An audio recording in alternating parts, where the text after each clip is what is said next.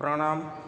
માધવ વિદ્યા સંકુલ ગુજરાતી માધ્યમ ધોરણ 7 વિષય ગણિતમાં પ્રકરણ 2 અપૂર્ણાંક અને દશાંશ સંખ્યાઓ. આજે આપણે સ્વાધ્યાય 2.1 શીખીશું. સ્વાધ્યાય 2.1 દાખલા નંબર 2. નીચેનાને ઉતરતા ક્રમમાં ગોઠવો. આપેલ સંખ્યાને ઉતરતા ક્રમમાં ગોઠવવાની છે. હવે ઉતરતા ક્રમમાં ગોઠવવાનું આવે એટલે વિદ્યાર્થીઓને ખ્યાલ જ હોય કે ભાઈ ઉતરતા ક્રમમાં મોટી સંખ્યા પહેલાં, પછી નાની સંખ્યા, પછી નાની સંખ્યા, એમ મોટીથી નાની સંખ્યાઓ આવતી જાય. પણ અહીં આપણે અપૂર્ણાંક સંખ્યાઓને ઉતરતા ક્રમમાં ગોઠવવાની છે. તો અપૂર્ણાંક સંખ્યાઓને અંશમાંથી ઉતરતા ક્રમમાં ગોઠવવી કે છેદમાંથી ગોઠવવી? તો અપૂર્ણાંકને જ્યારે ઉતરતા ક્રમમાં ગોઠવવાની હોય ત્યારે જે પણ અપૂર્ણાંકો આપેલા હોય, જેટલા પણ અપૂર્ણાંકો, એ દરેક અપૂર્ણાંકોના નીચેના છેદ સરખા હોવા જોઈએ. પણ અહીં આપણને 3 અપૂર્ણાંકો છે, તો ત્રણેય અપૂર્ણાંકોના છેદ સરખા નથી. તો માટે આપણે સૌથી પહેલાં દરેક અપૂર્ણાંકોના છેદ સરખા કરીશું. અને છેદ સરખા કરવા માટે આપણે અગાઉ સરવાળાની જેમ દરેક અપૂર્ણાંકોના છેદનો લસા લઈશું. તો આપણે ત્રણેય અપૂર્ણાંકોના છેદનો લસા લઈ તે અપૂર્ણાંકોના છેદને સરખા કરીશું.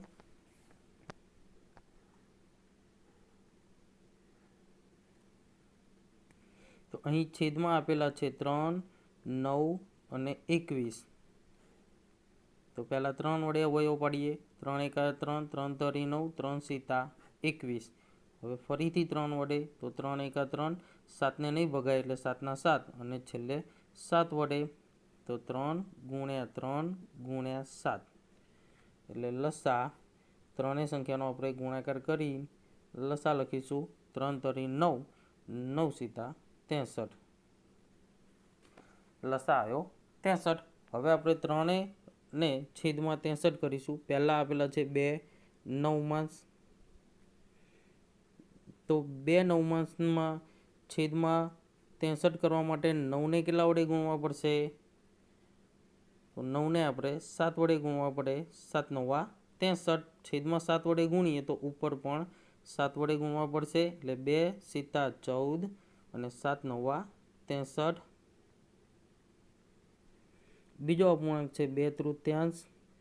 તો 2/3માં છેદમાં 3ના બદલે 63 કરવા માટે 3ને આપણે કેટલા વડે ગુણવા પડે? તો 3ને 21 વડે ગુણવા પડે. 21 તરી 63. તો છેદમાં 21 વડે ગુણીએ તો અંશમાં પણ 21 વડે ગુણવાના. 21 દુ 42, 21 તરી 63. હવે ત્રીજો અપૂર્ણાંક 8 21 અંશ. તો 8 21 અંશમાં છેદમાં 63 કરવા માટે 21ને 3 વડે ગુણવા પડે. 21 તરી 63. તો છેદમાં 3 વડે ગુણ્યા તો અંશમાં પણ 3 વડે ગુણો.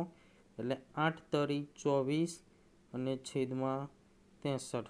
હવે જુઓ, આપણી જોડે નવા 3 અપૂર્ણાંકો મળ્યા. 24 63 અંશ, 42 63 અંશ અને 14 42 અને 24. તો આ 14 63, 42 63 અને 24 63. તો આમાંથી ઉતરતા ક્રમમાં ગોઠવવા માટે સૌથી મોટો અપૂર્ણાંક, જો છેદ દરેકના સરખા છે એટલે સરખા છેદ જોવાના નહીં. હવે આપણે ખાલી ઉપર અંશમાં જોવાના. તો અંશમાંથી કોનો અંશ મોટો છે? તો સૌથી મોટો અંશ 42 છે. તો જવાબમાં આપણે મોટા અંશવાળી અપૂર્ણાંક પહેલાં લખીશું 42 63. તો એ અંશ મોટો છે. એના પછી એનાથી નાની સંખ્યા કઈ? તો અંશમાં જુઓ 14 અને 24 વધ્યા, તો એમાંથી નાની સંખ્યા તો 24 63 42 કરતાં નાની સંખ્યા છે. અને સૌથી નાની સંખ્યા 14 63. હવે આપણને જે નવા સમ અપૂર્ણાંકો મળ્યા હતા એ આપણે ગોઠવી દીધા. હવે આપણે જવાબ ગોઠવીએ તો 42 63. તો 42 63 કોનો સમ અપૂર્ણાંક છે? તો 42 63 એ 2/3નો સમ અપૂર્ણાંક છે. એટલે પહેલો અપૂર્ણાંક આવે 2/3 સૌથી મોટામાં મોટો. પછી 24 63. તો 24 63 એ 8 21 અંશનો સમ અપૂર્ણાંક છે. તો બીજો અપૂર્ણાંક આવશે 8 21 અંશ અને 14 63 અંશ. તો 14 63 અંશ એ 2 નવમાંશનો સમ અપૂર્ણાંક છે. એટલે છેલ્લે આવશે સૌથી નાનામાં નાનો અપૂર્ણાંક એટલે 2 નવમાંશ. તો આ આપણી જવાબ જે આપણે આપેલ સંખ્યાઓને ઉતરતા ક્રમમાં ગોઠવેલ છે. 2, 1 પંચમાંશ, 3 સપ્તમાંશ અને 7 દશાંશ. આને પણ આપણે ઉતરતા ક્રમમાં ગોઠવવાના છે. તો સૌથી પહેલાં જુઓ ત્રણેયના છેદ જુદા જુદા આપેલા છે, તો આપણે ત્રણેયના છેદ સરખા કરીશું. એટલે 5, 7 અને 10નો આપણે લસા લઈશું. તો સૌથી પહેલાં આપેલ સંખ્યાઓને આપણે 2 વડે 10ને ભાગી શકાય, તો 2 વડે ભાગીશું. 2 પંચા 10, 5 અને 7ને ન ભગાય. હવે 5 વડે, તો 5 એકા 5, આ 5 એકા 5, 7ને નહીં ભગાય એટલે 7ના 7. હવે 7 એકા 7, તો 2 ગુણ્યા 5 ગુણ્યા 7. તો માટે લસા 7 પંચા 35, 35 દુ 70. હવે ત્રણેય અપૂર્ણાંકો આપણે વારાફરતી લઈને દરેકનો છેદ 70 કરીશું. 1 પંચમાંશ, તો 5 આપેલા છે, તો 5ને આપણે કેટલા વડે ગુણીશું તો 70 થશે. તો 14, 14 પંચા 70, તો છેદમાં 14 વડે ગુણ્યા તો ઉપર અંશમાં પણ 14 વડે ગુણો. 14 એકા 14 અને 14 પંચા 70. બીજો અપૂર્ણાંક છે 3 સપ્તમાંશ, તો 3 સપ્તમાંશમાં 7ને કેટલા વડે ગુણીશું તો 70 થશે 10 વડે.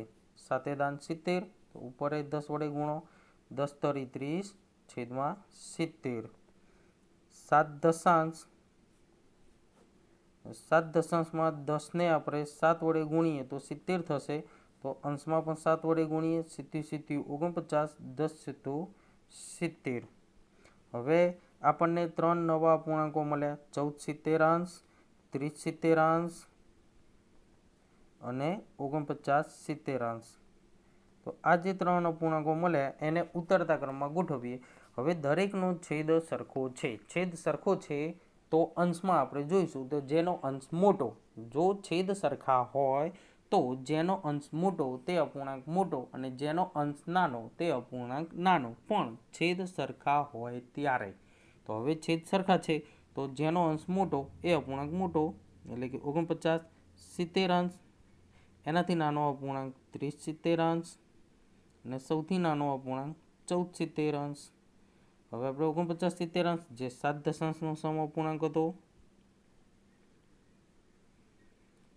30 70 જે 3 સપ્તમાંશનો સમઅપૂર્ણાંક હતો, અને 14 70 જે 1 પંચમાંશનો સમઅપૂર્ણાંક હતો.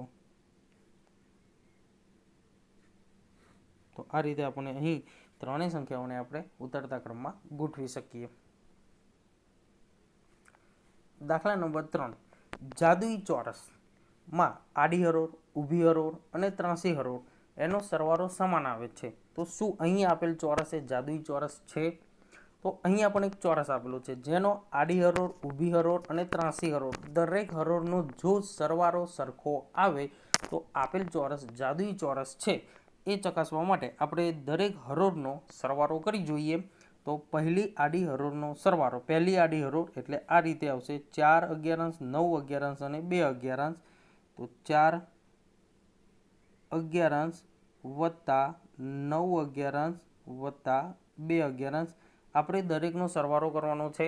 આપણે અગાઉના સરવાળાવાળી વિડીયોમાં કીધું હતું કે દરેકનો સરવાળો કરવા માટે સૌથી મહત્વ છેદ જોઈ લેવાના. તો છેદ અહીંયા જોઈએ તો દરેકના સરખા છે. હવે જો છેદ સરખા હોય તો એનો છેદ એક જ વાર લખવાનો અને ઉપરના દરેક અંશનો સરવાળો કરી દેવાનો. 9 2 11, 11 ને 4 15, એટલે આનો જવાબ આવશે 15 11.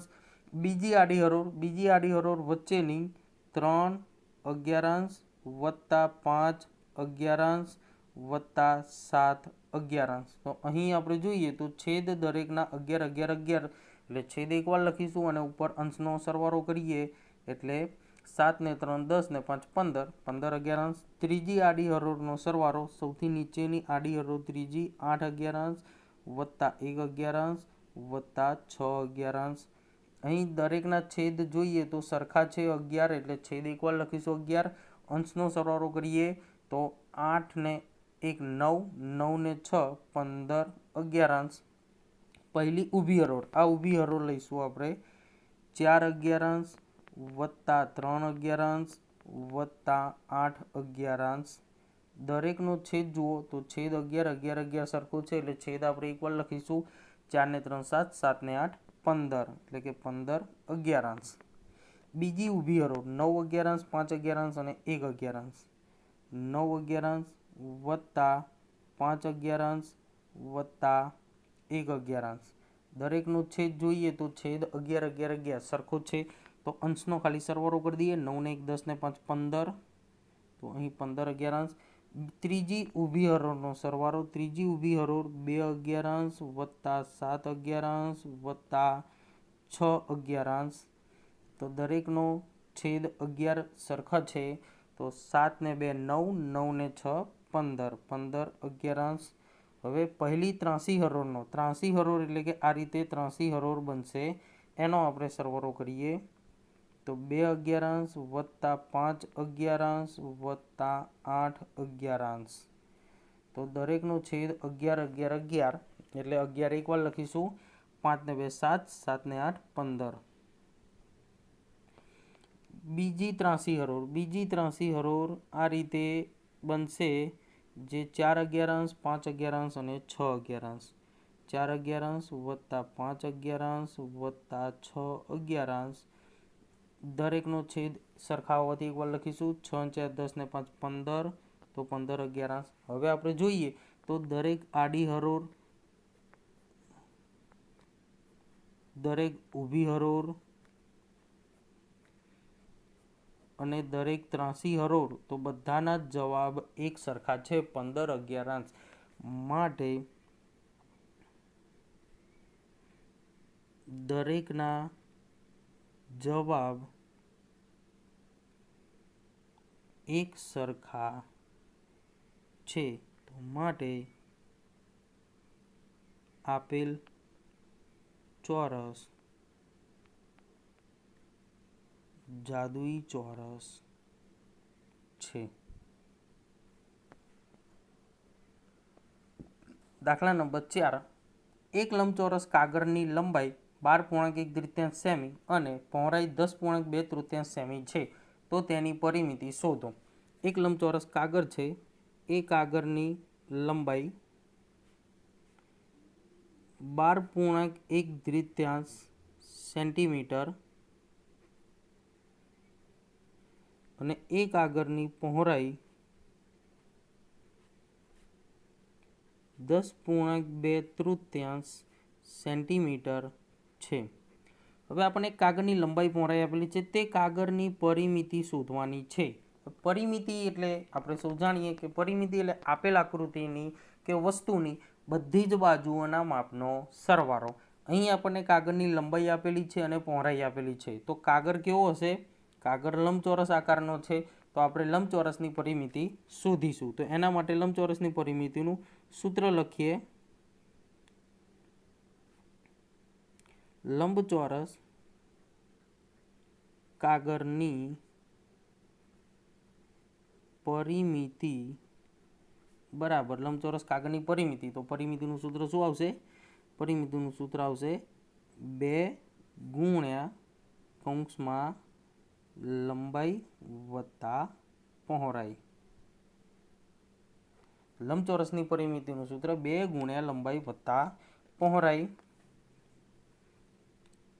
2 ગુણ્યા લંબાઈનું માપ લખીએ 12.1 12.1 વત્તા પહોળાઈનું માપ લખીએ 10.2. હવે આપણે અહીં જોઈએ તો લંબાઈ અને પહોળાઈનો સરવાળો છે જેનો આપણે બે સાથે પાછળ ગુણાકાર કરવાનો છે. તો હવે આપણે આ દાખલાને સરળતા ખાતર 2નો ગુણાકાર સૌથી છેલ્લે કરીશું પણ કૌંસમાં આપેલ બંને સંખ્યાનો આપણે સરવાળો કરીએ બરાબર. તો આ સરવાળો આપણે જે સરવાળા શીખ્યા હતા એ પ્રમાણે કરીશું અને આ 2ને આપણે આગળ લખતા જ જઈશું અને આ બંનેનો સરવાળો આપણે પહેલાં કરી દઈશું. તો બંનેનો મિશ્ર સંખ્યામાં છે જેને આપણે સાદા અપૂર્ણાંકમાં ફેરવીએ. 12 દુ 24 24 ને 1 25 એટલે 25 વત્તા 10 તરી 30 30 ને 2 32 32 2 ગુણ્યા 2 અને 3નો આપણે લસા લઈએ તો 2 અને 3નો લસા આવશે 6. બંનેના છેદમાં 6 કરવાના છે. 25 દ્વિતીયાંશ 2 ને આપણે 3 વડે ગુણીએ તો 2 તરી 6 અને ઉપર 3 વડે ગુણવાના. 32 તૃતીયાંશ તો 3 ને આપણે 2 વડે ગુણીએ તો ઉપર પણ 2 વડે ગુણીશું. 2 ગુણ્યા 25 ગુણ્યા 3 એટલે 25 તરી 75, 2 તરી 6 વત્તા 32 દુ 64, 2 તરી 6, 2 ગુણ્યા બંનેના છેદમાં 6 6 સરખા થઈ ગયા, જે આપણે એકવાર લખીશું. અંશમાં 75 વત્તા 64 બંનેનો સરવાળો કરીશું. 2 ગુણ્યા છેદમાં 6 બંનેનો સરવાળો 5 ને 4 9, 7 ને 6 13. હવે જે 2 આવ્યા હતા એને આપણે આ અપૂર્ણાંક સાથે ગુણી દઈશું. એટલે 2નો અહીંયા 6 જોડે છેદ ઉડાડી દઈશું. 2 તરી 6 એટલે 139.3 તૃતીયાંશ. 139 તૃતીયાંશ જવાબ આપણને મળશે. જેને મિશ્ર સંખ્યામાં ફેરવીએ તો 46.1 તૃતીયાંશ જવાબ આપણને મળશે. એટલે કે આપેલ લંબચોરસ કાગળની પરિમિતિ 46.1 તૃતીયાંશ સેન્ટીમીટર છે.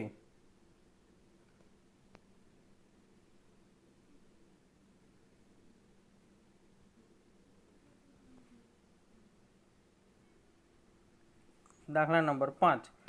આપેલ આકૃતિના આધારે પરિમિતિ શોધો. 1. ત્રિકોણ ABEની પરિમિતિ. અહીં આપણને આકૃતિમાં ઉપર ત્રિકોણ નીચે ચોરસ જેવી આકૃતિ દેખાય છે, જેમાં આપણે ત્રિકોણ ABEની પરિમિતિ શોધવાની છે. આ ત્રિકોણ ABEની પરિમિતિ શોધીશું. તો હવે પરિમિતિ તો ત્રિકોણ એકલો દેખાય છે, તો પરિમિતિ એટલે કે આપણે અગાઉના દાખલામાં કીધું કે પરિમિતિ એટલે કોઈપણ આકૃતિની કે વસ્તુની બધી જ બાજુઓના માપનો સરવાળો. તો અહીં આપણને ત્રિકોણની પરિમિતિ શોધવાની છે. તો ત્રિકોણની એક બાજુ, બીજી બાજુ, ત્રીજી બાજુ, ત્રણેય બાજુઓના માપનો આપણે સરવાળો કરીશું. એટલે કે ત્રિકોણ ABEની પરિમિતિ બરાબર એની બધી બાજુઓ, તો A થી B સુધીની પહેલી બાજુ એટલે AB વત્તા B થી E સુધીની બીજી બાજુ એટલે BE વત્તા E થી A સુધીની ત્રીજી બાજુ એટલે AE. ત્રણેય બાજુઓના માપનો ABનું માપ છે 5 દ્વિતીયાંશ સેન્ટીમીટર એટલે 5 દ્વિતીયાંશ. BE 2.3 ચતુર્થાંશ વત્તા AE 3.3 પંચમાંશ. 3.3 પંચમાંશ. હવે આપણે ત્રણેય અપૂર્ણાંકોનો સરવાળો કરીશું. 5 દ્વિતીયાંશ વત્તા 4 દુ 8, 8 ને 3 11 ચતુર્થાંશ, 5 તરી 15, 16 17 18, 18 પંચમાંશ. હવે ત્રણેયનો છેદ 2 4 5 જુદો જુદો છે, જેથી આપણે ત્રણેયના છેદનો લસા લઈશું. ત્રણેયના છેદનો લસા લઈશે તો લસા આવશે 5 ચોક 20. હવે આવા જે વ્યવહારિક દાખલા આવે ત્યારે વિદ્યાર્થીઓ લસા આપણે રફ કામમાં લઈ લઈશું. હવે લસા લીધા પછી ત્રણેયના છેદ આપણે સરખા કરીએ તો 5 દ્વિતીયાંશ અહીં છેદમાં 20 કરવાના છે, તો 2 ને 10 વડે ગુણીએ તો અંશમાં પણ 10 વડે ગુણવાના. 11 ચતુર્થાંશ અહીં આપણે છેદમાં 4 પંચા 20 તો અંશમાં પણ 5 વડે ગુણીશું. 18 પંચમાંશ તો છેદમાં 20 કરવા માટે 5 ને 4 વડે ગુણીએ તો અંશમાં પણ 4 વડે ગુણવાના. 5 દાન 50, 2 દાન 20, 11 પંચા 55, 4 પંચા 20, 18 ગુણ્યા 4, 18 ચોક 72, 5 ચોક 20, છેદ દરેકનો 20 સરખો છે તો છેદ એકવાર લખીએ, ઉપર અંશમાં બધા જ અંશોનો આપણે સરવાળો કરીશું, છેદમાં 20, 5 6 7, 5 10 ને 7 17, 177 20. હવે આપણે આને મિશ્ર સંખ્યામાં ફેરવીએ તો 20નો ઘડિયો 177 સુધી આપણે બોલીશું. 2 ઈઠ્ઠા 20 ઈઠ્ઠા 160, 160 170માંથી 160 બાદ કરીશું, 177માંથી 160 બાદ કરીએ એટલે 17 વધશે, 8.17 સેન્ટીમીટર, જે ત્રિકોણની પરિમિતિ થશે. ત્રિકોણ ABE ની પરિમિતિ.